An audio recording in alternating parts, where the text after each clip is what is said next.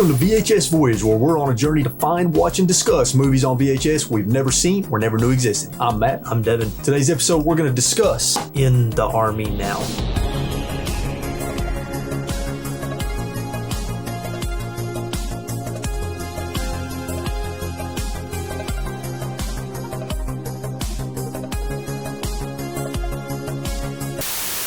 All right, folks, so today we're talking about a movie that I've seen once when I was much younger. I think I was maybe a young teenager when I saw this. We're going to talk about In the Army Now. Before we start talking about the story and the movie itself, hit us with some facts and information. This is directed by Daniel Petrie Jr., stars Pauly Shore, Lori Petty, David Alan Grier, and he who shall not be named. So, that guy. Some cameos in here. There's a Brendan Fraser cameo. Yeah, I noticed that. Yeah, so apparently Brendan Fraser also cameos in Son-in-Law. Also, there's a little cameo from Paul Mooney, who's like a famous stand-up comedian. So this movie opens with a video game. That video game is Return Fire on the 3DO, whatever that is. I didn't know how truth some of this was, but when I was reading the trivia, it was like this person was considered for the role and this person, and it was like A-list famous actors, and I was like, no, considered maybe, but no way in hell they were ever gonna do it. It was like Sandra Bullock, Will Smith, Whoopi Goldberg. I was like, yeah, they may have been considered, but they didn't. They read 3 pages into the script and were like, I'm not doing this. I'm Sandra Bullock. Pauly Shore said this movie was the beginning, of where his career started going downhill. Really? He said this movie was the main cause of everything really starting to go down. In the Army Now, let's kick things right off with the opening scene, which opens with them playing a Panasonic 3DO. So Devin, a Panasonic 3DO was a home console that basically it was Panasonic trying to get into the console market.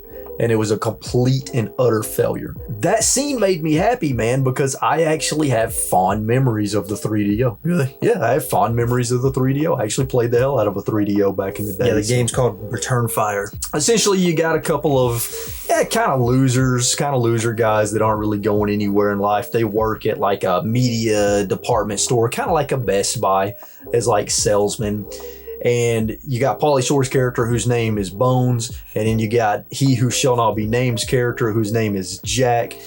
They work in this store. Bones is actually getting fired. He's getting let go.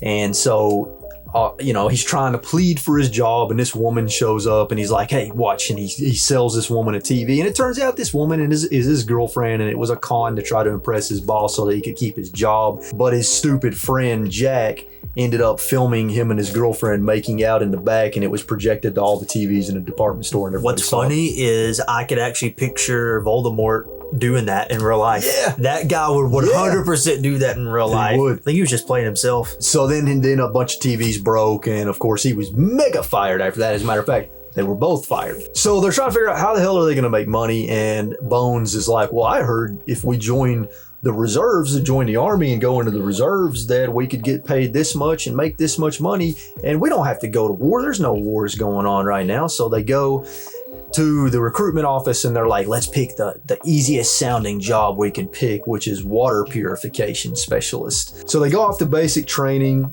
and there's some stuff that happens during basic training, Jack, played by he who shall not be named, was freaking out about getting yelled at, and he was being kind of a pussy until he sees it's a woman, and he's like, oh, okay. Bones starts flirting with this. It's a female drill sergeant, and she's pretty intense, and Bones is flirting with her.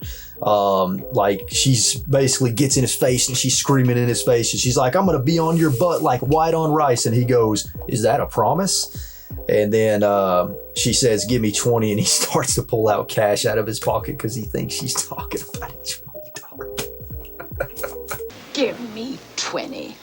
Want my wallet? Drop and give me 20. Here, hold this.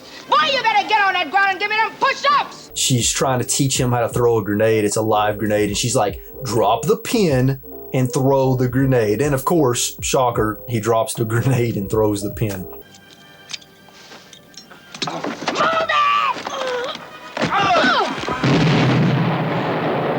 So they eventually graduate basic training, and they go on to join Unit 341, and they meet their other members of their team, their water purification team, is a female in the Army. Her name is Christine. You meet Fred, who's played by David Alan Grier, who I forgot was in the movie. And Fred is kind of weird. He's kind of nerdy. He's like a dentist, and he talks about how he's in therapy because he's basically scared of everything.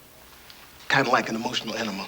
So we talked about it and said, why not join the Army Reserve? Be all that you can be on the weekends. Eventually go back home, you know, they're partying and everything, and they get the call that they're going to active duty. Yes.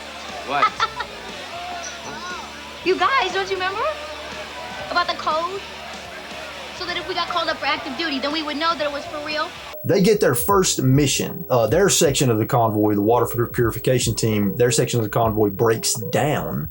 And while they're broken down, they hear gunfire and stuff from the rest of the convoy up ahead, so they realize they're under attack. One of the trucks explodes, they get in another vehicle, they drive off, they end up getting lost in the desert. Eventually the truck gets stuck in the sand, the engine gets fried, so now they're on foot and they gotta try to figure out how to make their way back to the base or to some semblance of civilization. And you know, you got the classic desert type stuff where they see mirages and they think they find an oasis. They walk 1,000 miles and then they realize, oh, we walked in a circle. Yeah, don't you love that one? It's a truck. There's the road. We are safe. I told you I had a flawless sense of direction. What a coincidence. That truck looks like our truck. They almost make it to the UN, but they get captured by the enemy. They discover that there's going to be chemical loaded missiles that are going to go off on all of the army bases, and they eventually team up with the special forces guy, although he's not much use. They team up with him to eventually stop this missile crisis from happening, and they end up being the heroes. I didn't hate the movie. I didn't love it, but I didn't hate it. I don't think after it ended, I wasn't thinking to myself, oh, I hate this so much. Right. It was just kind of like, yeah, I just watched that. Yeah. It's kind of like that. Yeah. And now I don't like it, but I don't hate it. See, I like it. I don't know why. There's something about this movie that I like. Right, you have mental issues. Sometimes there will be something that in your head, you're like, okay, that's a little funny, but it doesn't actually make you laugh. I had a couple of those moments while watching the movie. There were some moments where I was like, okay, that's kind of funny, but it didn't actually make me physically laugh. You know what I'm saying? Yeah, but isn't that what a comedy's supposed to do? It is supposed to. It is supposed to. And I'm wondering if it's because of the fact that I grew up with Pauly Shore movies and there's like a big nostalgia factor there for me, maybe.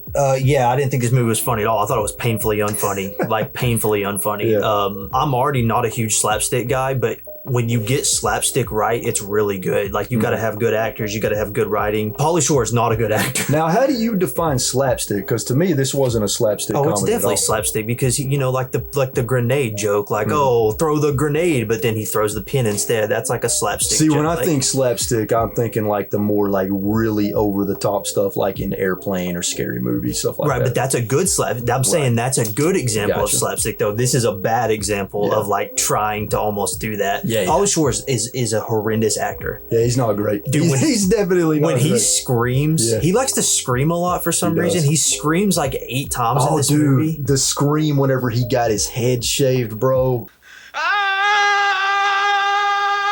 I want to apologize to every person who's ever served in the military that this is your that all that time you spent away from your family, you didn't get to see your wife, your kids had to be raised for a while without you, and you protected our freedoms. That this is your representation right here, Pauly Shore with a M16 and helicopters blowing up behind him. I would watch this movie again.